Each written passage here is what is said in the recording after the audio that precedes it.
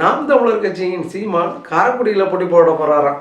ஆமாம், தமிழ்நாட்டில் எந்த தொகுதியில் போட்டாலும் டெபாசிட் வாங்க போகிறதில்ல, காரைக்குடியில் போட்டி போட்டு அப்படியே அறுத்து தள்ளிட போகிறாரு. அதாவது இவர் ஏன் காரைக்குடியில் போட்டி போடுறாருன்னா, இவரோட மாவட்டம் சிவகங்கையம், அதனால தான் காரைக்குடியில் போட்டி போடுறாரு அப்படிங்கிற மாதிரி சொல்கிறாங்க. அதெல்லாம் காரணம் கிடையாதுங்க. காரைக்குடியின் கதாநாயகன் முடிசூடா மன்னன் ராஜா அவர்கள் தற்போது உடல்நிலை சரியில்லாமல் இருக்கிறார். அவரால் தேர்தலில் போட்டி போட முடியாதுன்னு தெரிஞ்சுக்கிட்டு தான் சீமான் இன்னைக்கு நான் காரைக்குடியில் போட்டி போடுறேன் அப்படிங்கிற மாதிரி சொல்லிக்கிட்டு தெரிகிறாரு.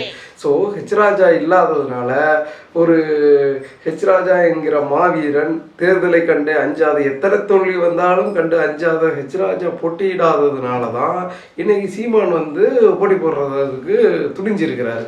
சீமான் உண்மையிலேயே ஒரு ஆண்மனாக இருந்தால் ராஜாவுடன் நேருக்கு நேராக மோதணும். ராஜா உடல்நிலை சரியில்லாத காரணத்தில் அவர் போட்டி போடாத நிலையில் போய் ராஜா இல்லாத அந்த காரைக்குடி தொகுதியில் போய் போட்டி போடுறாரு. நீ வேறவே எங்கே வேணாலும் போட்டி போடு, கடலூர், வேலூர், எந்த ஊரில் போட்டாலும் துண்டக்கான துணியைக்கானு மக்கள் ஓட விட்டுருவாங்க சீமானை. ஆனால் ராஜாவுக்கு போதாத காலம் நீ காரைக்குடியில் போட்டி போடுறன்னு சொல்லிக்கிட்டு தெரிகிறாரு. நீ நீங்கள் வெற்றி பெறுவதற்கெல்லாம் இங்கே வாய்ப்பில்லை ராஜா அப்படின்னு தான் நம்ம சொல்ல தோணுது.